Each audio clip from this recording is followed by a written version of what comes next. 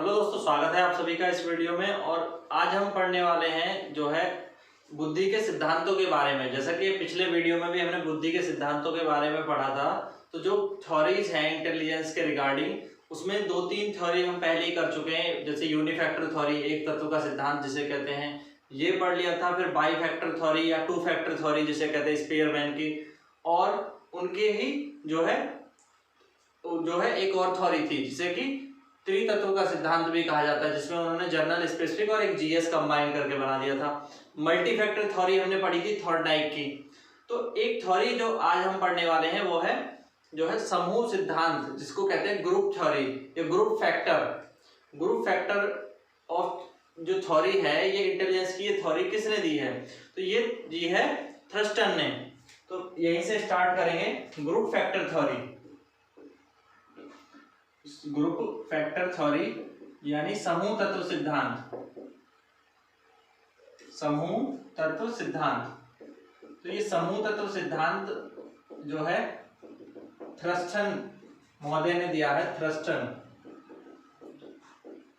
Thurstone जो थे, इन्होंने क्या किया कि इन्होंने जो है सिंगल जनरल एबिलिटी की बजाय इन्होंने बहुत सारी प्राइमरी एबिलिटीज को प्राइमरी मेंटल एबिलिटीज को जो है फाइंड किया। इन्होंने बताया जो इंटेलिजेंस है वो बहुत सारे प्राइमरी मेंटल एबिलिटीज के ग्रुप है, उनका समूह होती है। और जो स्पीयरमैन की 2 फैक्टर थ्योरी थी, स्पीयरमैन की जो 2 फैक्टर थ्योरी थी, उसी को इन्होंने क्या कर दिया, एक्सटेंड कर दिया। स्पीयरमैन की जो 2 फैक्टर थ्योरी थी, जिसको द्वितत्व सिद्धांत हिंदी में कहते हैं, उसको क्या कर दिया, एक्सटेंड कर दिया और उसको मल्टी फैक्टर तक ले गए, तो उसको आगे बढ़ा दिया।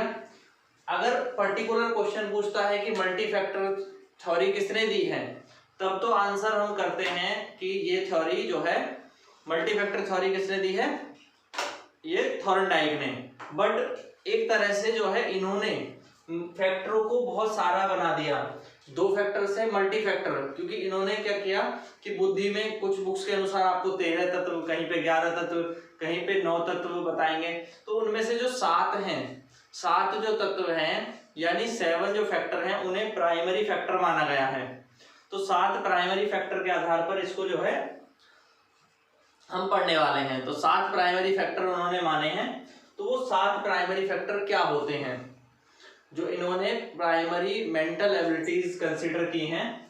तो प्राइमरी मेंटल एबिलिटीज, इसीलिए इसको theory of primary mental abilities भी कहा जाता है। ये भी बात याद रखेंगे, इसको theory of primary mental abilities यानी कि प्राथमिक मानसिक योग्यताओं का सिद्धांत। प्राथमिक मानसिक योग्यताओं का सिद्धांत। तो वो 7 जो हैं, 7 इन्होंने ऐसी थ्योरी बताई, 7 थ्योरीज बताई। तो वो 7 थ्योरी क्या होती हैं, क्या क्या इनके नाम थे, तो ये हम जान रहे हैं। सबसे पहले यही चीज जो है इम्पोर्टेंट है। तो इन्होंने उन 7 तत्वों को क्या बताया, एक तत्व है जिसको इन्होंने कहा मौखिक तत्व। मौखिक तत्व क्या था, मौखिक तत्व। अब इसमें क्या आता है मौखिक तत्व, या इसको हम कह सकते हैं जो है वर्बल कॉम्प्रिहेंशन। ठीक है, तो वर्बल जो कम्युनिकेशन होता है, शाब्दिक जो है, तो उसको यानी बातचीत करने की योग्यता, वर्बल, ठीक है, वर्बल कॉम्प्रिहेंशन थी ये। तो वर्बल कॉम्प्रिहेंशन यानी शाब्दिक योग्यता। ठीक है, दूसरा फैक्टर क्या बताया, दूसरा बताया प्रेक्षण तत्व। कौन सा, प्रेक्षण तत्व। अब प्रेक्षण तत्व कौन सा होता है, परपेचुअल एबिलिटी, परपेचुअल ऑब्जर्व करने की एबिलिटी। ठीक है, परपेचुअल एबिलिटी, कौन सी, परपेचुअल एबिलिटी। फिर तीसरा तत्व क्या बताया, अंक संबंधी यानी न्यूमेरिकल एबिलिटी, अंक संबंधी तत्व, न्यूमेरिकल एबिलिटी, अंक संबंधी तत्व, न्यूमेरिकल एबिलिटी, ये बताया। ठीक है, और इसके बाद जो है चौथा जो फैक्टर था वो क्या था, वो था शाब्दिक प्रवाह, यानी वर्ड फ्लुएंसी। शाब्दिक प्रवाह, शाब्दिक प्रवाह तत्व, वर्ड फ्लुएंसी एबिलिटी, बोलने की जो योग्यता होती है, वर्ड फ्लुएंसी एबिलिटी। इसके बाद पांचवा जो तत्व आता है वो है हमारा स्मृति, मेमोरी। ठीक है, स्मृति तत्व, स्मृति तत्व, मेमोरी। और छठा फैक्टर है आपका जो है प्रत्यक्षीकरण। अच्छा, यहाँ पे जो परपेचुअल है, ये परपेचुअल है स्पेशियल, हाँ इसको सही करो, स्पेशियल एबिलिटी परपेचुअल होता है प्रत्यक्षीकरण। ठीक है, ये परपेचुअल हो जाएगा, परपेचुअल का हो जाएगा प्रत्यक्षीकरण। प्रत्यक्षीकरण, किसी चीज को जो है प्रत्यक्ष मानना या उसको जो है एक तरह से प्रैक्टिकल यूज, तो ये है परपेचुअल। ठीक है, वो बाय मिस्टेक वहां पे लिख गया था। तो परपेचुअल एबिलिटी, ये परपेचुअल एबिलिटी नहीं, स्पेशल एबिलिटी होती है प्रेक्षण का। ठीक है, इसके बाद नेक्स्ट आता है हमारा रीजनिंग एबिलिटी, जिसको तार्किक तत्व में उन्होंने कंसिडर किया। रीजनिंग एबिलिटी, तार्किक तत्व। तो रीजनिंग इस तरह से ये मेन जो है, ये मेन कितने 7 तत्व बताए। ठीक है, कहीं कहीं पे आपको जो है ये रीजनिंग एबिलिटी को 2 भागों में बांट दिया होगा, इसको 2 भागों में बांट दिया होगा। एक होगा आगमन, आगमन तर्क, जिसको कि इंडक्टिव कहते हैं, इंडक्टिव रीजनिंग। और दूसरा होता है निगमन तर्क, निगमन तर्क वो होती है डिडक्टिव रीजनिंग। ठीक है, डिडक्टिव रीजनिंग। तो इस तरह से उन्होंने जो है जो इंटेलिजेंस है उसको 7 भागों में, 7 तत्वों में प्राइमरी रूप से बांटा है। ठीक है, तो ये 7 प्राइमरी तत्व हैं। इनको आप याद करने के लिए ऐसे याद रख सकते हैं, एक छोटी सी ट्रिक से, मैं एक कोडिंग से याद रख लेंगे। तो पहला वर्बल, तो V, verbal V, spatial S, numerical ability N, ठीक है, वर्ड फ्लुएंसी डब्ल्यू, और memory, memory M, perpetual P, और रीजनिंग आर। तो V S N W N P R, ये 7 जो हैं योग्यताएं बताई गई हैं। इनके अनुसार जो प्राथमिक कारक हैं, बुद्धि के जो प्राथमिक तत्व हैं वो ये 7 हैं। तो ये थ्योरी किसने दी है, थ्रस्टन ने। यहाँ से क्वेश्चन पूछ सकता है। और इसके जो प्राइमरी 7 तत्व हैं वो कौन कौन से हैं। क्वेश्चन आपसे ये भी पूछ सकता है इनमें से कौन से तत्व जो है इनका नहीं है। तो कोई एक तत्व अगर इस तरह का दे देगा, जैसे सामाजिक तत्व, तो वो इसमें नहीं है। सोशल जो है, सोशल का प्रयोग इन्होंने नहीं किया। ठीक है, तो प्राइमरी 7 तत्वों में सोशल नहीं आता है। तो इस तरह से हमें जो है क्वेश्चन भी पूछे जा सकते हैं। तो नेक्स्ट जो हम थ्योरी पढ़ेंगे, ठीक है, वो होगी हमारी पदानुक्रमिता का सिद्धांत या क्रमिक सिद्धांत। ये जो सिद्धांत है क्रमिक महत्व का सिद्धांत या पदानुक्रमिता सिद्धांत, तो इसके बारे में बात करेंगे। पदानुक्रमिता सिद्धांत काफी इंपॉर्टेंट थ्योरी है ये। ठीक है, पदानुक्रमिता का सिद्धांत। इसके अंदर क्या हुआ कि ये किसने दिया था, ये दिया था वर्नोन और बर्ट ने। तो 2 लोग थे, वर्नोन और बर्ट। वर्नोन एवं बर्ट ने इसका प्रतिपादन किया था। तो इस थ्योरी में क्या है कि इसमें बताया गया कि प्रत्येक जो मानसिक योग्यता है उसका एक क्रमिक महत्व होता है, उसकी एक अपनी इंपोर्टेंस होती है और उसको प्रत्येक को एक इंपोर्टेंस जो है दी गई। तो इन्होंने सबसे पहले जो है सामान्य मानसिक योग्यता और उसके बाद विशिष्ट मानसिक योग्यता, तो इनको रखा। क्या रखा, सबसे पहले रखा, पहले था सामान्य मानसिक योग्यता।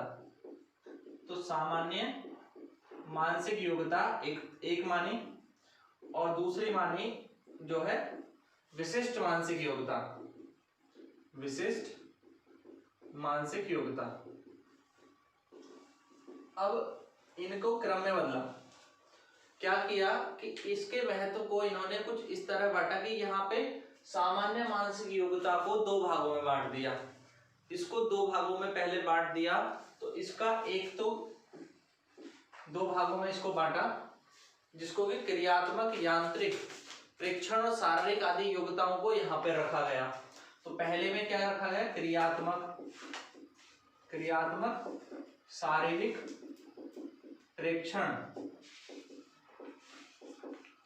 प्रेक्षण और ये जो सारी यांत्रिक क्रियाएं थी इन्हें यहाँ पर रखा गया। मैकेनिकल, यांत्रिक मतलब मैकेनिकल, शारीरिक फिजिकल, क्रियात्मक यानी एक्टिविटी, डायनेमिक, काइनेटिक भी आप कह सकते हैं, प्रेक्षण, स्पेशियल।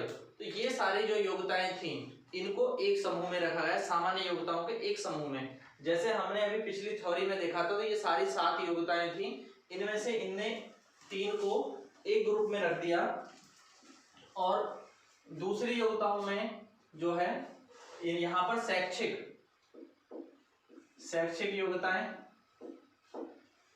योग्यता, शाब्दिक योग्यता, ठीक है, BED, शैक्षिक योग्यता, शाब्दिक योग्यता, इन सबको एक समूह में रखा गया, ठीक है। शैक्षिक, शाब्दिक और सांख्यिक आदि जितनी भी योग्यताएं थी इन सभी को क्या कर दिया? एक समूह में यहाँ पर एकत्र कर दिया। तो इस तरह से इन्होंने इनको 2 जगह बांट दिया। अब इन 2 जगह बांटने में इसके बाद जो विशिष्ट योग्यताएं हैं वो इसके बाद आती हैं। तो इसके बाद विशिष्ट योग्यताएं क्या आती हैं? इसके बाद आती हैं। सामान्य योग्यताओं को कुछ समूह में बांटा जिन्हें हम लघु समूह कहते हैं, माइनर ग्रुप, इन्हें लघु समूह यानी माइनर ग्रुप कहा गया, इन्हें माइनर ग्रुप का नाम दिया गया। माइनर ग्रुप बाद में कहाँ पर डिवाइड हो गए? स्पेसिफिक मेंटल एबिलिटी में, इन्हें फिर विशिष्ट मानसिक योग्यता में डिवाइड कर दिया गया, ठीक है, ध्यान से समझेंगे। तो वर्नोन और बर्ट ने क्या किया कि बताया कि जो योग्यता है वो 2 प्रकार की हैं, एक सामान्य योग्यता, मानसिक योग्यता है, एक विशिष्ट मानसिक योग्यता है। सामान्य योग्यता को इन्होंने 2 लघु समूहों में बांटा। 2 लघु समूह में बांटने के बाद इनको कुछ स्पेशल मेंटल एबिलिटीज में डिवाइड किया गया। तो स्पेशल मेंटल एबिलिटीज में इनको डिवाइड किया, ठीक है। तो वर्नोन ने जो है प्रथम वर्ग को कहा KM मतलब काइनेटिक, मैकेनिकल यांत्रिक होता है, काइनेटिक क्रियात्मक। तो जितनी भी एक्टिविटी वाली जो योग्यताएं हैं उन्हें इन्होंने KM वर्ग में रख दिया। एक वर्ग बनाया KM सामान्य मानसिक योग्यता का, दूसरा जो वर्ग बनाया उसका नाम रखा इन्होंने VD। आपको कहीं कहीं पे VED दिया होगा, तो इसका VD वर्बल और VED करके दिया होगा, VED यानी एजुकेशन। तो वर्बल एजुकेशन या सांख्यिकी से डिस्क्रीट होता है। तो इस तरह की जो योग्यताएं हैं जो कि वर्बल होती हैं या एजुकेशन से, एकेडमिक्स से जुड़ी हुई जो एबिलिटीज हैं, इन्हें एक ग्रुप में बनाया गया और दूसरियों को एक ग्रुप में। तो इस तरह से जो इसकी भी कुछ ना कुछ स्पेसिफिक मेंटल एबिलिटी होंगी, तो इसके फर्दर जो डिवाइड किए तो वो स्पेसिफिक मेंटल एबिलिटी कहलाएंगे। क्लियर है? तो इस तरह से इन्होंने एक जो है ग्राफ सा ड्रॉ किया है जहाँ पे ये सामान्य योग्यता हो गई, उसके बाद इसको भागों में बांटा, 2 भागों में, 2 भागों के अंदर कुछ योग्यताओं को समाहित किया, फिर उनके फर्दर डिवाइड किए। और ये हमारा पदानुक्रमिता यानी क्रम बन गया, ठीक है। इस तरह से क्रम में ये जो है डिवाइड हो गए। तो इसी को क्या कहते हैं? पदानुक्रमिता का सिद्धांत कहते हैं, हायरार्की थ्योरी। हाँ, तो मैं बताना भूल गया था, हायरार्की थ्योरी, ठीक है। ये क्या है? हायरार्की थ्योरी कहलाती है, ठीक है। एक हम आवश्यकता पदानुक्रम का सिद्धांत पढ़ेंगे आगे, मैस्लो हो गया, वो जो है अलग चैप्टर का पार्ट है, तो वो अलग है और ये अलग है, ठीक है। ये हायरार्की थ्योरी वर्ट और वॉन की है। क्लियर है? यहाँ तक याद रहेगा? चलिए ठीक है, नेक्स्ट की बात करते हैं। नेक्स्ट हम पढ़ेंगे कौन सी? जो है त्रिआयामी सिद्धांत के बारे में। तो त्रिआयामी सिद्धांत किसने दिया था? 3 डायमेंशनल थ्योरी जो है ये थ्योरी दी थी गिलफोर्ड ने, त्रिआयामी। तो इन्होंने 3 आयाम बताए, यानी 3 कारक में बांटा बुद्धि को, उनके बारे में बात करेंगे। त्रिआयामी सिद्धांत क्या होता है? 3 डायमेंशनल थ्योरी, 3 डायमेंशनल थ्योरी जो है बहुत इंपॉर्टेंट थ्योरी ये मानी जाती है, ठीक है। क्यों मानी जाती है इंपॉर्टेंट? एक तो इसके बारे में मैं पहले बेसिक पॉइंट आपको बता दूं। गिलफोर्ड वो मनोवैज्ञानिक थे जिन्होंने इसको दिया, और ये थ्योरी उन्होंने प्रतिपादित की 1967 के अंदर। तो 1967 में उन्होंने ये थ्योरी दी जिसको कि त्रिविमीय सिद्धांत, त्रिआयामी सिद्धांत या बुद्धि संरचना का सिद्धांत भी कहा जाता है, बुद्धि संरचना का सिद्धांत। ठीक है, इसका जो अन्य नाम है वो क्या है, बुद्धि संरचना का सिद्धांत, द थ्योरी ऑफ कंस्ट्रक्टिज्म। जो इंटेलिजेंस की कंस्ट्रक्टिज्म की थ्योरी है, बुद्धि की संरचना का जो सिद्धांत है, वो ये गिलफोर्ड ने सबसे पहले जो है इसको बताने का प्रयास किया। तो जो थ्रस्टन से हमने पढ़ा अभी और थॉर्नडाइक का, स्पीयरमैन का, इनके सिद्धांतों में जो है वो सारी चीजें नहीं है जो सारी चीजें गिलफोर्ड लेकर के आते हैं बुद्धि के बारे में। जिन कारकों के बारे में गिलफोर्ड चर्चा करते हैं, तो गिलफोर्ड ने उन सारे कारकों को इसके अंदर कवर किया जो भी कारक सारे हो सकते थे। तो पहले इनकी जो 3 डायमेंशन हैं, उन 3 डायमेंशंस के बारे में मैं बात करूंगा और बताऊंगा कि वो 3 डायमेंशन क्या थी, किस तरह से जो है उनको बताया गया। तो इन्होंने जो है एक बॉक्स कोष बनाए। तो कोष बना करके गिलफोर्ड ने शुरू में जब ये थ्योरी दी 1967 के अंदर, तो इन्होंने बताया कि बुद्धि में 120 प्रकार के कोष हैं। अब 120 प्रकार के यानी 5 × 6 × 5 × 4 × 6, तो 120 प्रकार के कोष बताए। ठीक है, सेल्स बताए 120 प्रकार के, यानी बुद्धि में 120 प्रकार के तत्व हैं।